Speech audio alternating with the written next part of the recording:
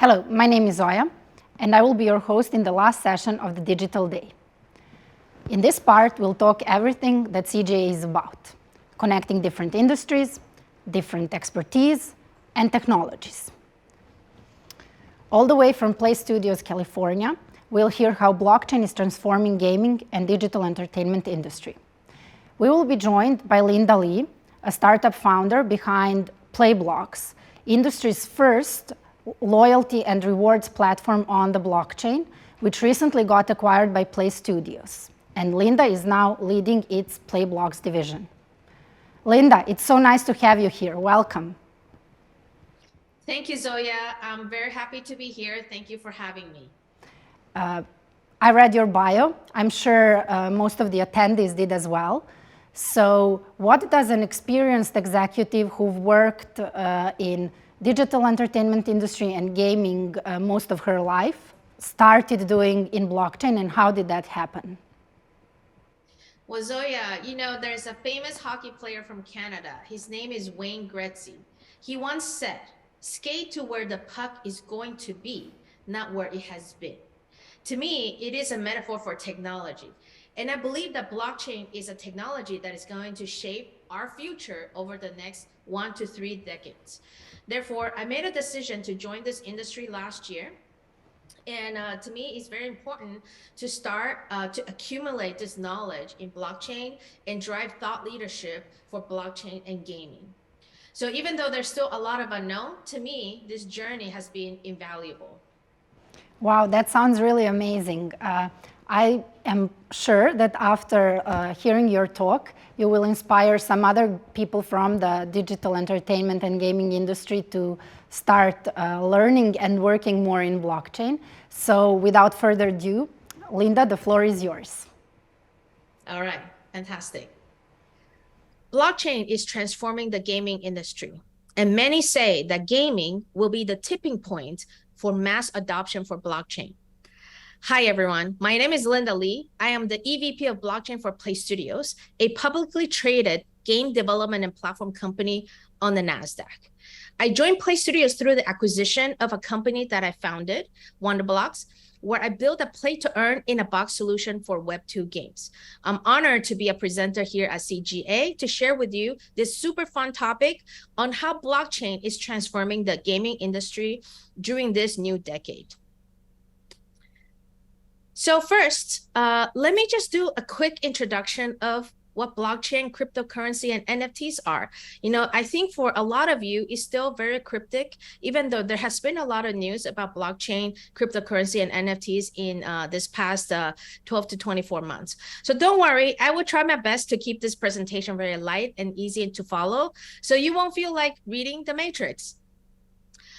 Then we will talk about how gaming and blockchain come together, why that is the perfect marriage, and how Playstudios as a company has been doing play to earn for over 10 years now, and how the play to earn mechanism has benefited the growth of its games. Finally, no presentation for an audience of artists, creators, and game makers can end without talking about the metaverse. All right, let's get started. So I want to start with this painting here. I'm sure most people in the audience recognize this painting. It is the famous Starry Nights painted by Vincent van Gogh. Here's a very interesting trivia for you. The last Van Gogh painting sold for $81 million US dollars. Now, this is a very, very large number.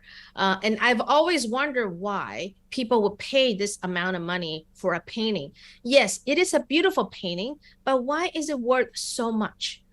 And really, the value is because it's driven by scarcity. There are only 900 Van Gogh's paintings in the world, and there would never be any more than these 900 Van Goghs.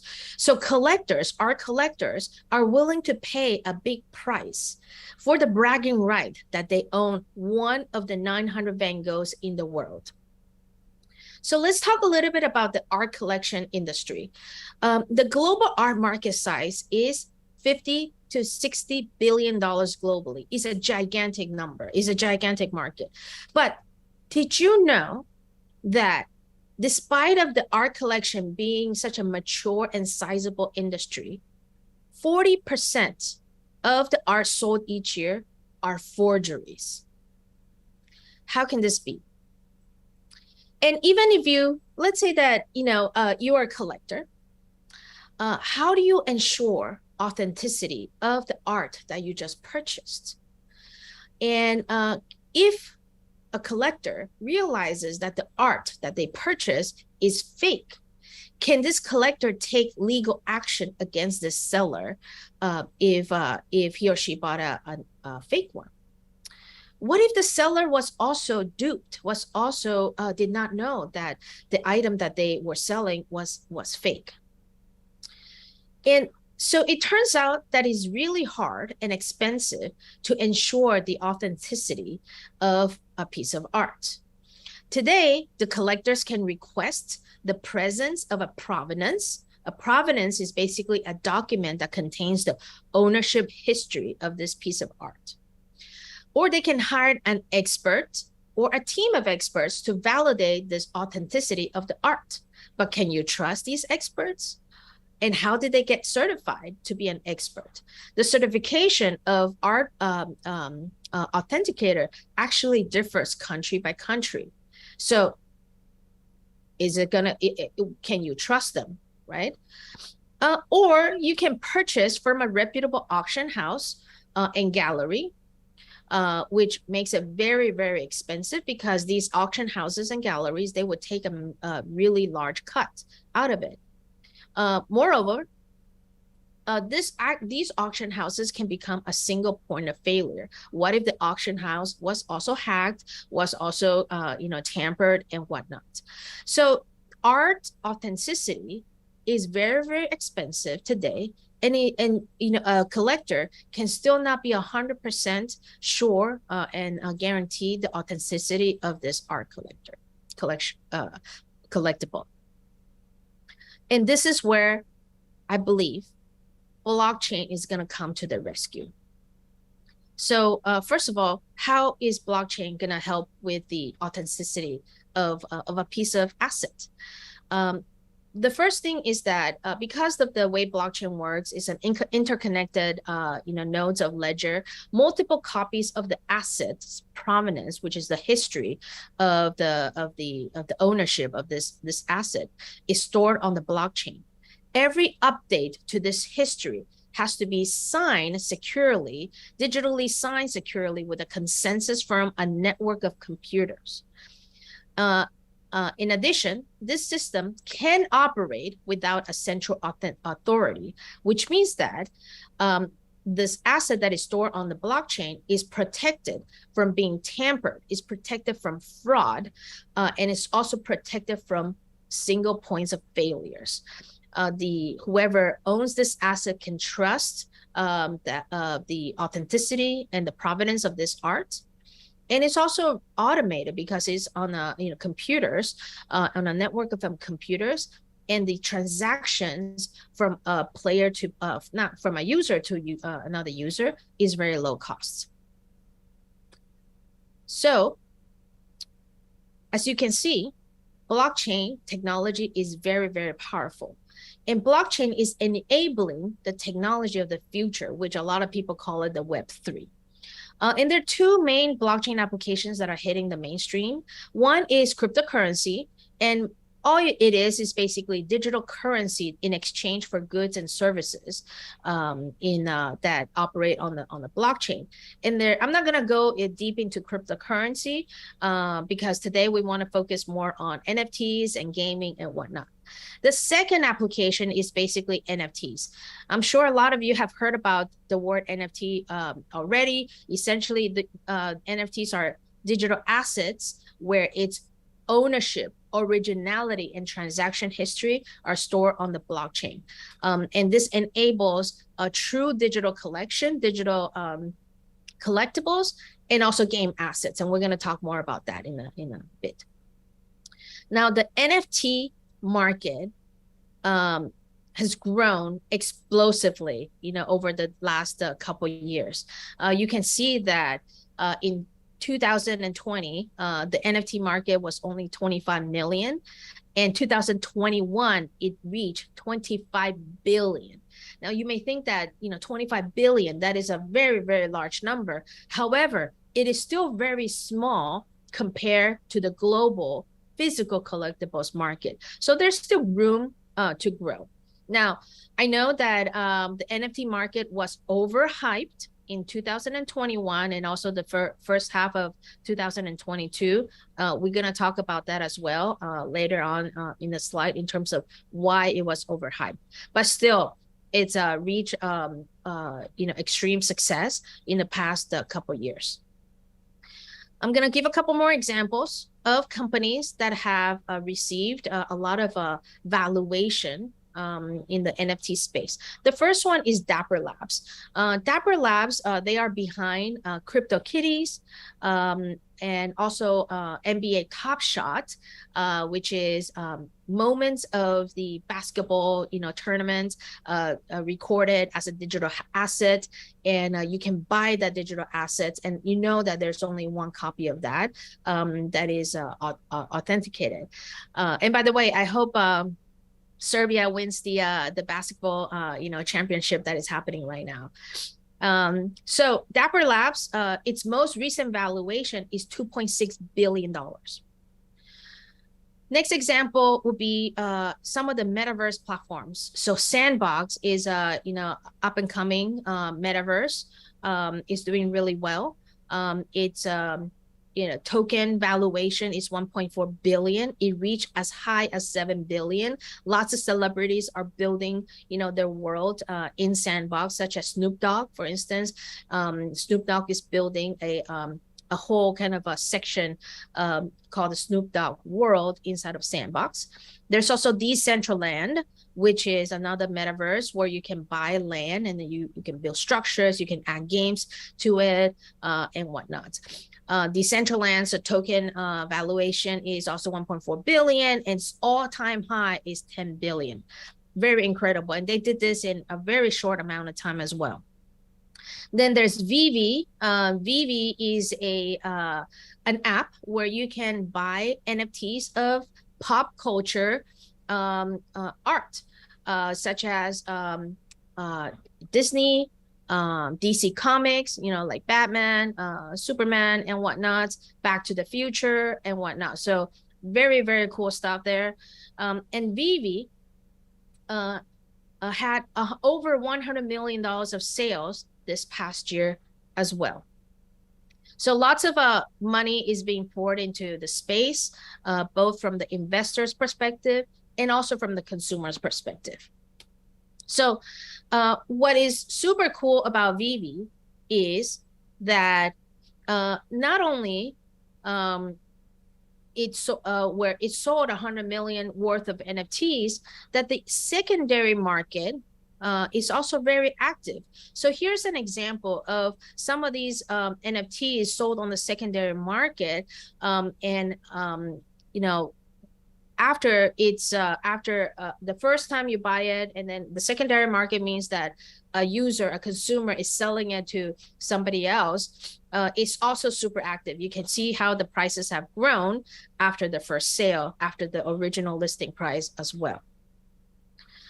So there are so many different NFTs out there. It's almost, you have to do so much research to see which one actually is going to end up having value.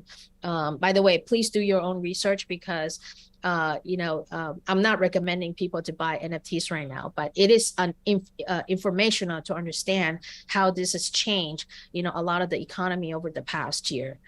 So there's the very famous Bored Apes Yacht Club, where, from the art perspective, there are permutations of different layers of art. And you can see that Bored Apes Yacht Club is trading at a fairly high valuation per NFT. It's a very interesting project where there are a lot of celebrities, buying Bored Apes. And Bored Apes also is doing a lot of very interesting things. They're creating their own metaverse. There was recently also a food truck or pop-up restaurant in Los Angeles, where you can use the Bored Apes coin to go and buy a hamburger. And so they're doing lots of very interesting things, and that is also driving up the value of these NFTs. There's also, NFT rocks. So this is very interesting. A year ago, one of these NFT rocks is selling for $500,000. Right. So what can I say? Some people just really like rocks.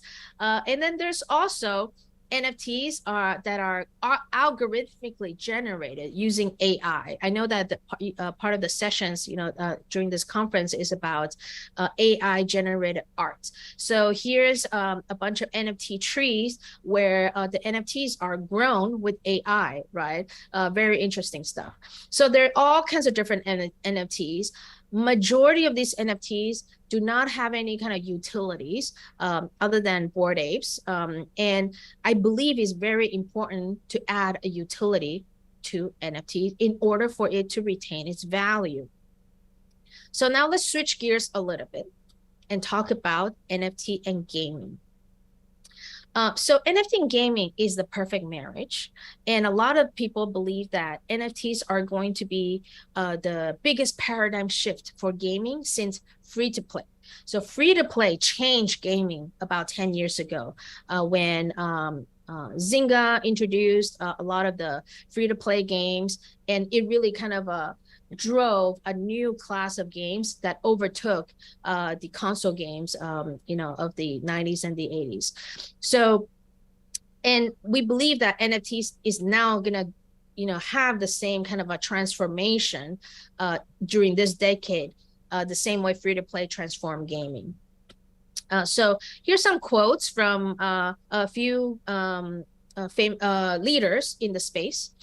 So EA CEO Andrew Wilson called NFT and play-to-earn games the future of the industry.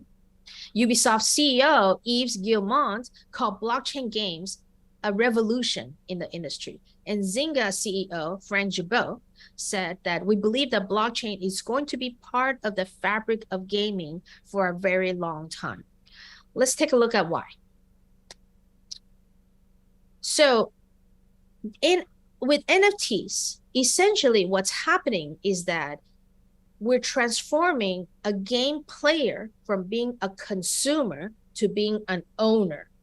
Before NFTs, a game player, they just spend money on the game and continue to play, and essentially the amount of money that they spend or the game asset that they spent essentially is consumed, meaning that they cannot get that money back. An owner means that whatever you bought in the game, essentially you own it. There is true ownership. Because you own it, you can resell this game asset. And moreover, with blockchain is this interoperability across multiple games. So for example, let's say that you buy a weapon, a shotgun in one of the games that you play. And imagine if after you bought it, you can take the same shotgun and take it to another game and use it there as well. So this asset of you then has multiple utilities. Now, moreover, is that what if this asset, this shotgun, is something of scarcity, 1 out of 1,000, and it has a very special power over the other, weapons that are there kind of being sold in the marketplace. If, this shotgun's value could also grow in value as well if more and more gamers want to use that weapon. And so as an owner, you would be able to not only kind of recuperate the amount of money that you spend on game asset. When you sell it, you may even make more money from the original price that you paid it for.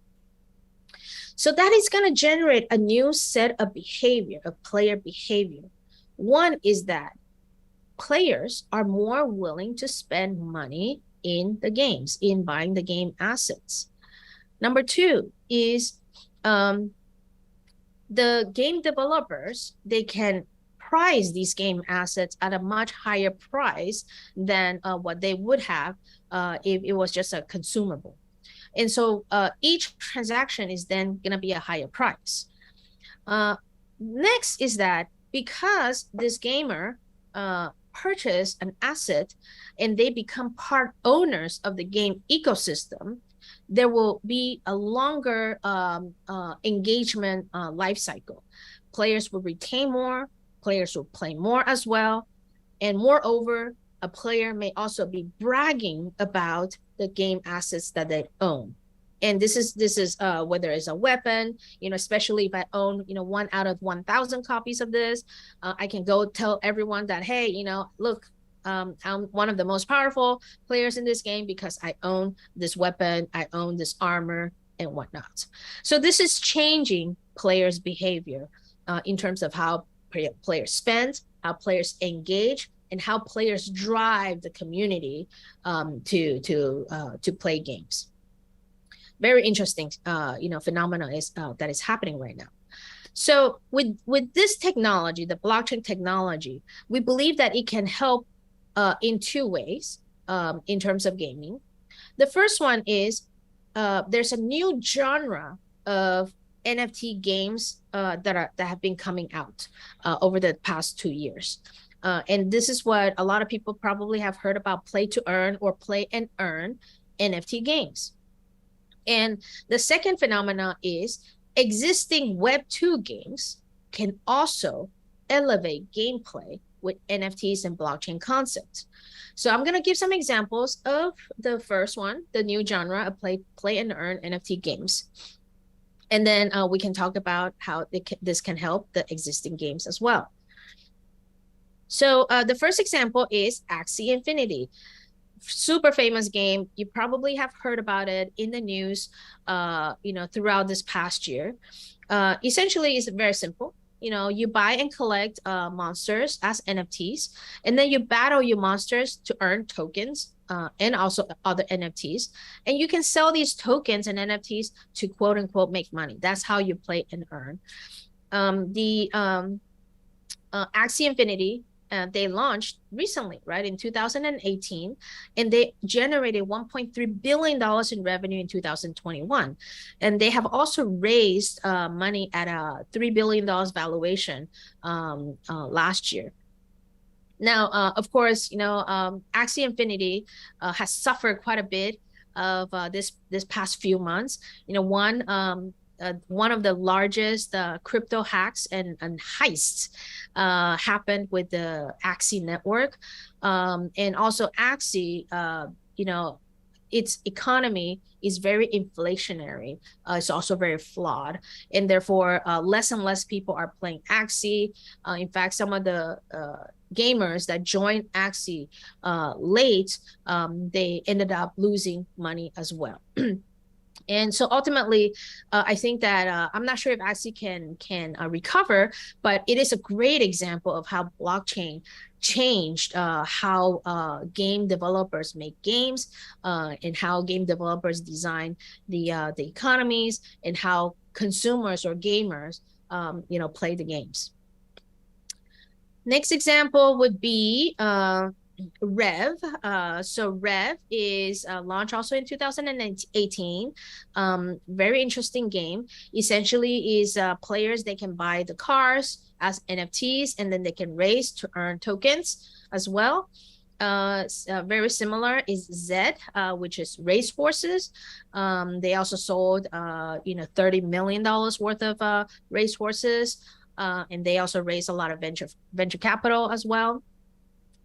Next one is Gods Unchained. So this is similar to Hearthstone, which is card trading games and card battling games. And essentially is you buy and collect these cards as NFTs. You can battle and then you can trade. You can sell these cards and also earn. And so this they made also $56 million of NFT sales over the last 12 months. And then next example would be a more casual game. So My Neighbor Alice, this is a game on the Binance chain, and it's a multiplayer build game, almost kind of like Farmville, the Zynga's Farmville, where you can buy land, and then you can build on your land, you can grow crops, and then you can trade your crops with the friends that are similar on the land, and you can participate in events and earn rewards. Its token launched just last year, and it's already circulating. Its circulating token market cap is already at $120 million.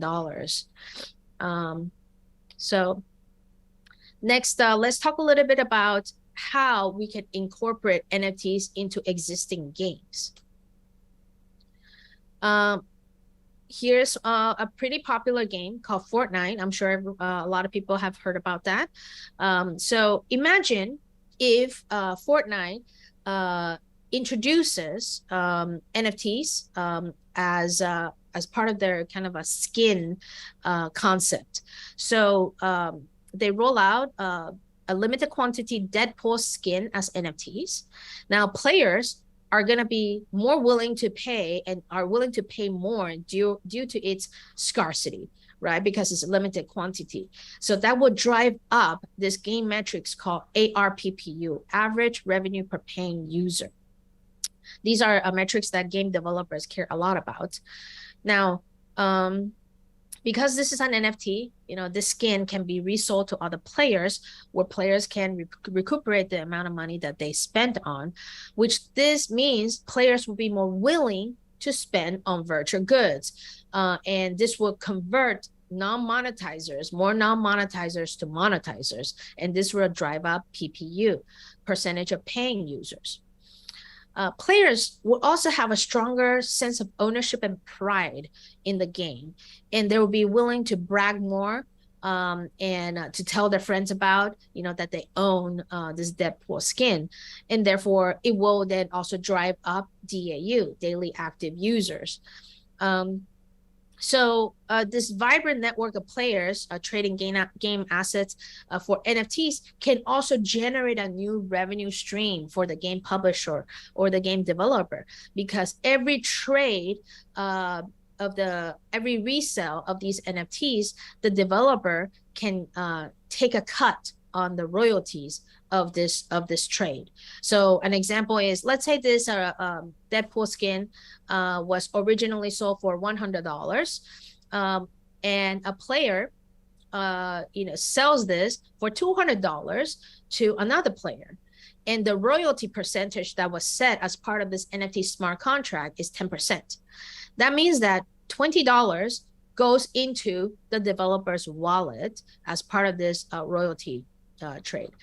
And if this gets traded again, for $500, then the developer then can also cash in another $50 of royalty. So imagine the same asset gets traded multiple times. The developers continue to generate more residual revenue. And the developer could be a creator, right? The creator that created this Deadpool skin can also participate in that royalty. So as you can see, blockchain and NFTs are transforming the gaming industry. Now, I do believe that NFTs and blockchain was overhyped recently. This is a chart by Gartner. They publish a chart like this every year that talks about the hype cycle of emerging tech. And this is very natural. Every new technology goes through this hype cycle. And as you can see, is NFTs is now overhyped, right? Where it's over here. It was overhyped over the last few years. And we're entering this phase called the trough of disillusionment, meaning that a lot of people are going to be disappointed that their NFT value actually has gone down, that there isn't good enough utility and whatnot. But over time, this technology is not going to go away. It's going to continue to drive more and more adoption until it reaches maturity. And so as creators, as creators, we need to think about, giving these NFTs utility with longevity. And so NFTs, you need to start thinking about that. I'm not buying these NFTs for collectability. I'm really buying it for its utility. All right. So I'm going to switch gears a little bit because I want to talk about Playstudios, this concept of play and earn that a lot of people thought was introduced because of blockchain. But Playstudios is a company that has been doing play to earn games for over 10 years. We don't call it play to earn, we call it rewarded play. And it's not on the blockchain yet. But essentially, what players are doing is that as they play games, these free-to-play games, players are earning a loyalty point for their playtime. And then players can exchange these loyalty points for real-world rewards, such as a free night stay at hotels or free show tickets and whatnot. So think of it as airline point system that applies to gameplay. And it has proven to work. This concept of a loyalty platform has proven to work in many industries. And we believe that it's going to work for the gaming industry. So let's take a look at the results of it, of how Playstudios apply this concept of loyalty and rewards system to gameplay. So this chart actually is a depiction of what we call a creator's dilemma, which is an inevitable life cycle of a game. And by the way, this is not just applying to games. This also applies to other content franchises, such as TV shows, movie series, right? There is the cycle basically, reaches a certain maturity, and then it will erode, over time after it reaches maturity.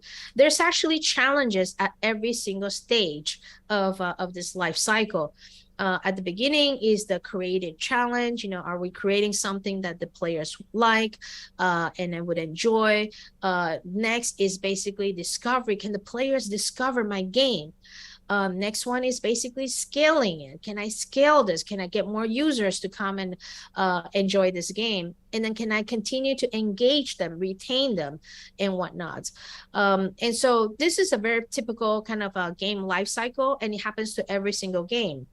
A good example is Angry Birds, for instance. Angry Birds, many years ago, it was the biggest thing. Everyone wanted to play Angry Birds, and everyone, had Angry Birds in their phone. But over time, people kind of got tired of it, and is no longer one of the most popular games.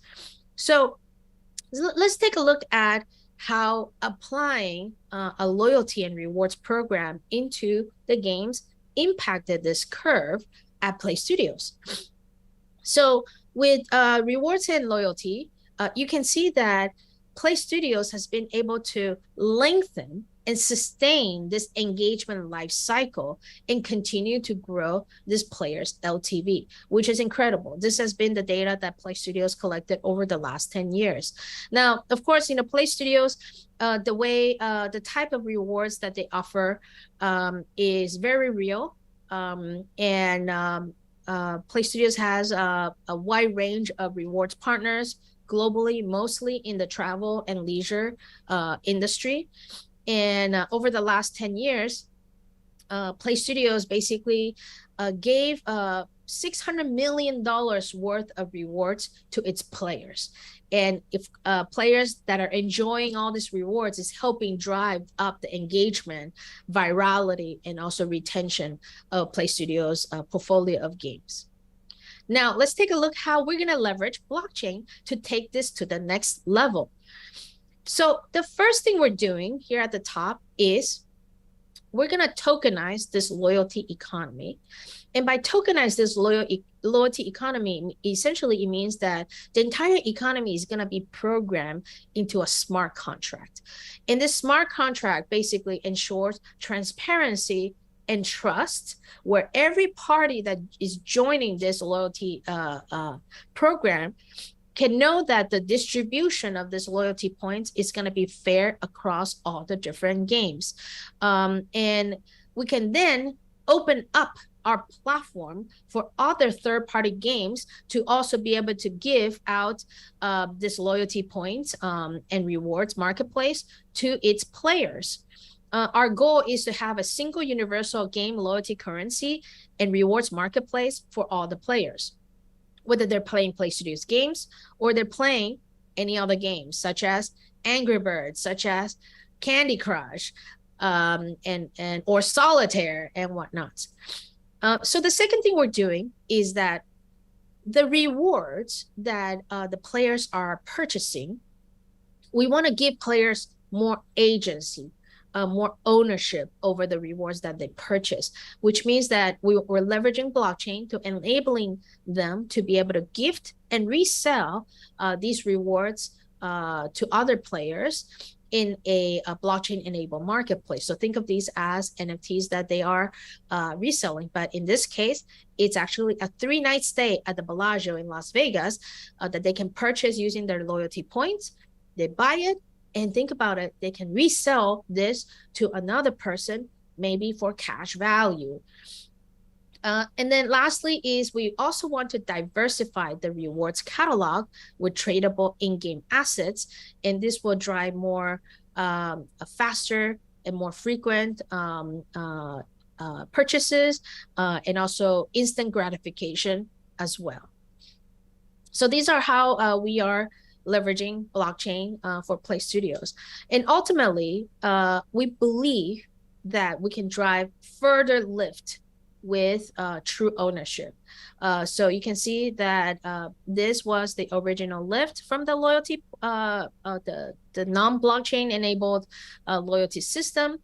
And then we can drive additional lift with blockchain where there's true ownership and there's also transferability of these rewards. So ultimately, our vision is to be able to put a reward with real value in every player's hands by turning any playtime in any game into value anywhere in the metaverse. No matter where they play and no matter which metaverse they're in as well, they can earn this loyalty currency and enjoying these rewards. So speaking of the metaverse, we're going to go to the last segment of this presentation where the metaverse is coming, right? It may take decades for it to become what we read in the books or what we see in the movies. And it won't happen in one day. There's going to be a linear progression towards that world.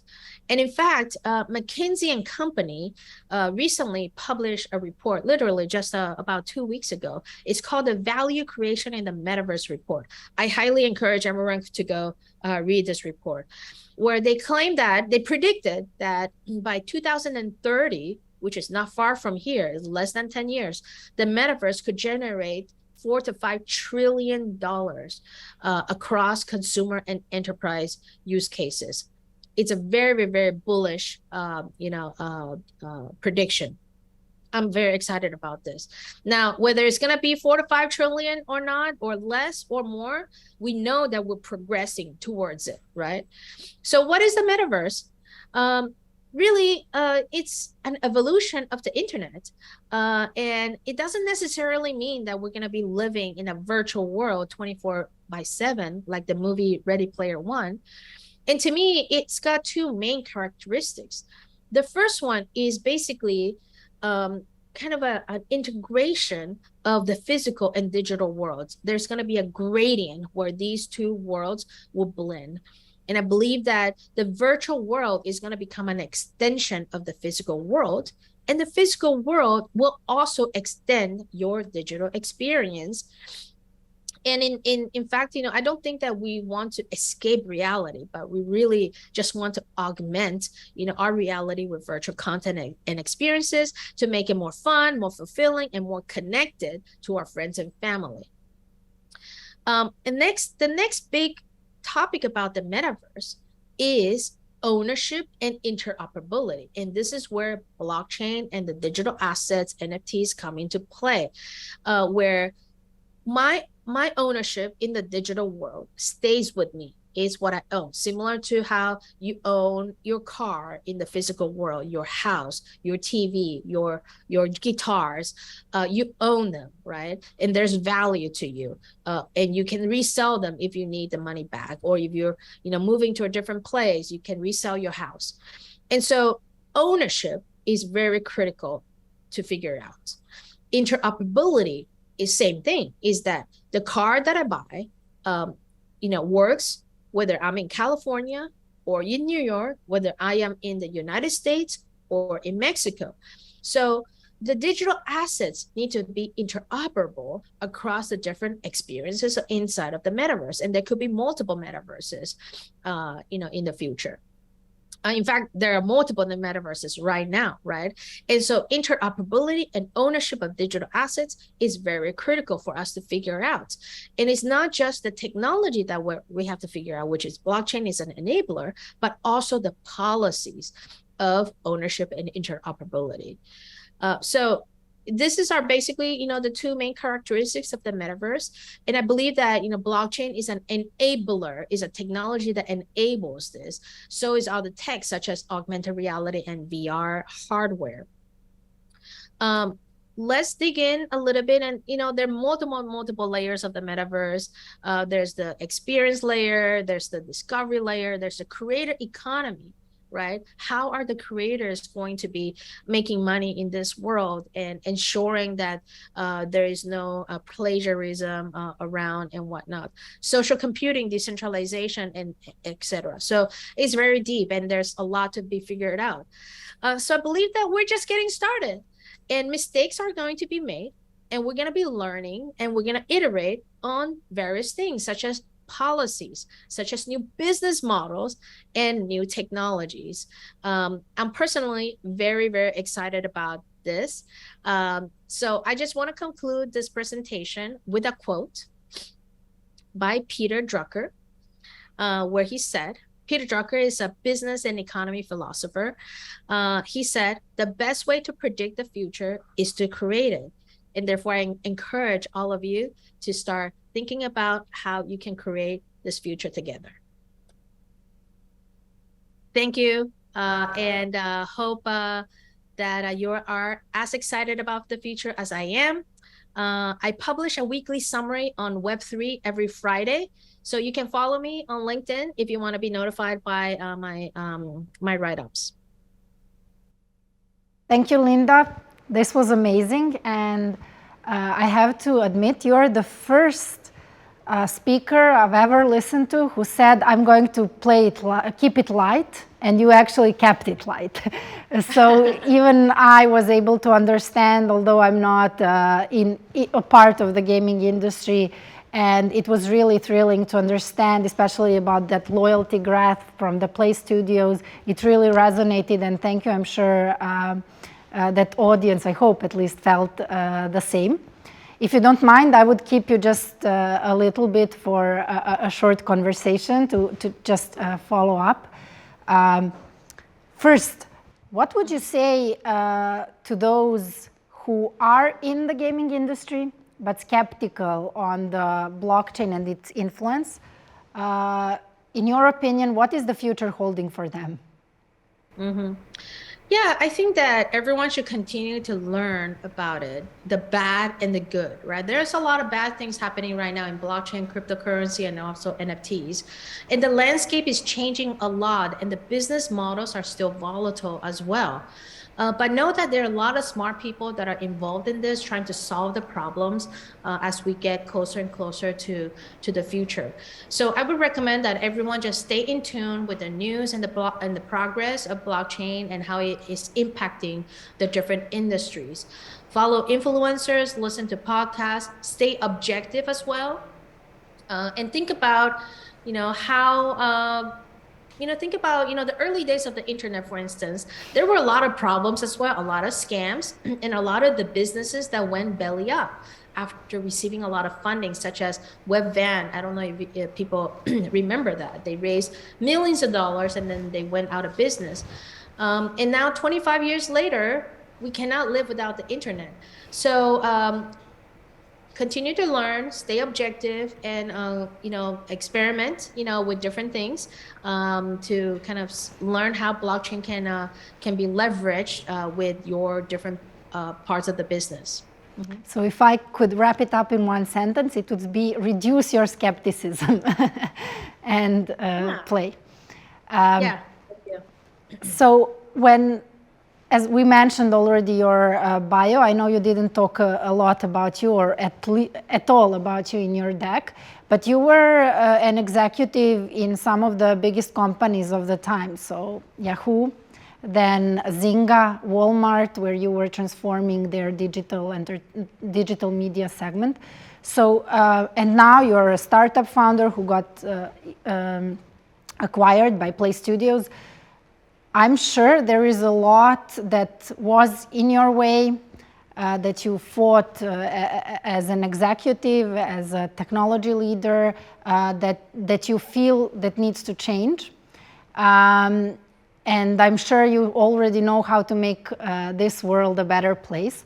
So what is the most important way for you, and how do you like to give back to the community? Thank you.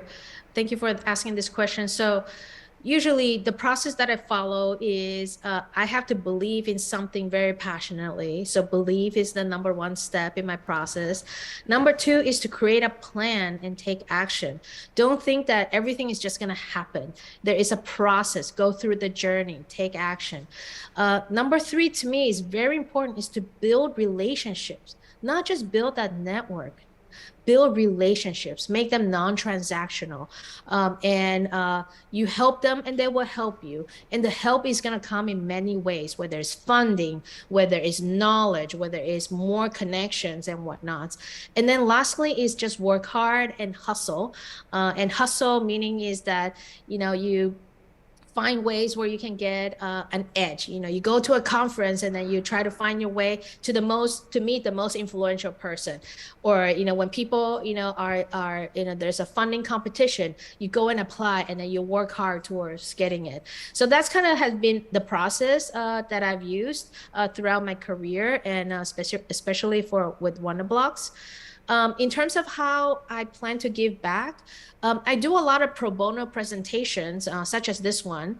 I also present to an organization called Women in Product. I do a pro bono lecture to Launch X, which is an entrepreneurship camp for teenagers, where I go and talk about the future of technology. I talk about blockchain. I talk about AR, VR, AI, Internet of Things, and IoT, and also 3D printing.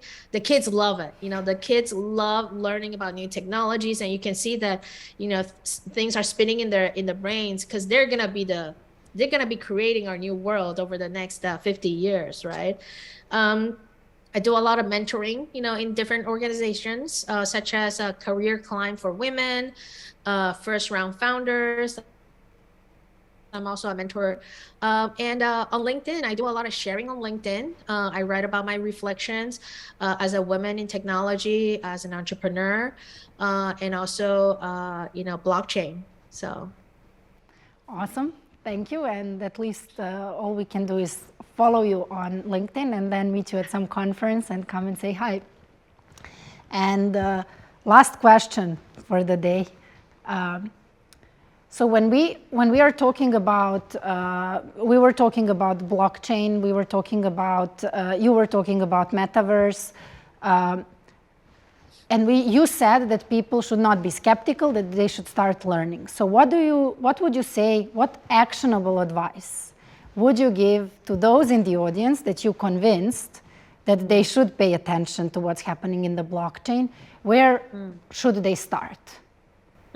Yeah, I think education is where you can start, just learning about it, right? And there is A16Z, Andreessen Horowitz. They actually made a documentary called The Crypto Startup School. It's available on YouTube. And that is really what got me started, right? That YouTube documentary by A16Z called Crypto Startup School. I loved it. I got really, really inspired. They also have the entire Crypto Startup School curriculum and lecture on their website. So lots of videos that talks about, from the very basic technology and how this technology enables different applications to different applications, whether it's in gaming, in finance. So very, very informational.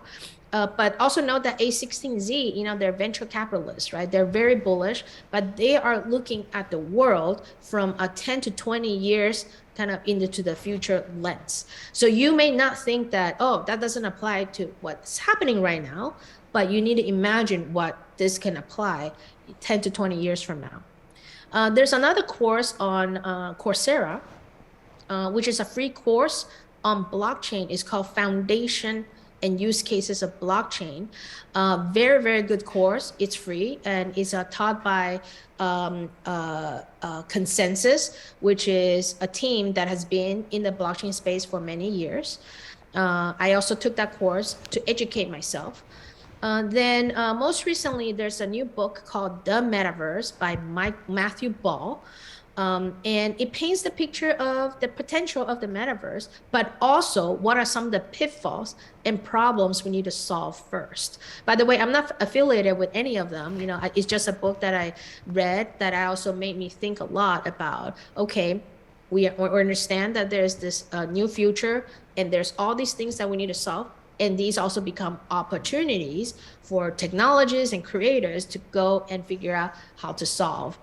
And then lastly, what I would recommend is if you have any disposable money, meaning money that you're willing to just lose, is to just go spend some money, think of it as a tuition.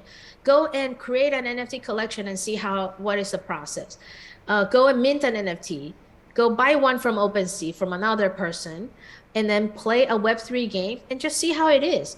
And you're gonna learn a lot. And I did that too, right? I spent, a few $1,000s of my own money, knowing that I am treating it as a tuition that I'm paying to learn about this whole world. Mm-hmm. Linda, this was really awesome. Now nobody has an excuse. Thank you very much for the lecture, for your time, and especially for this really, really actionable advice. And thank you all for being with us and staying with us. Hope you found this presentation insightful, as I did. And you got homework. This was the last session of the day, so you don't have an excuse. A bunch of free resources mentioned by Linda. So I hope that next time at the CGA conference, there will be much more of you interested both in gaming and blockchain. Thank you.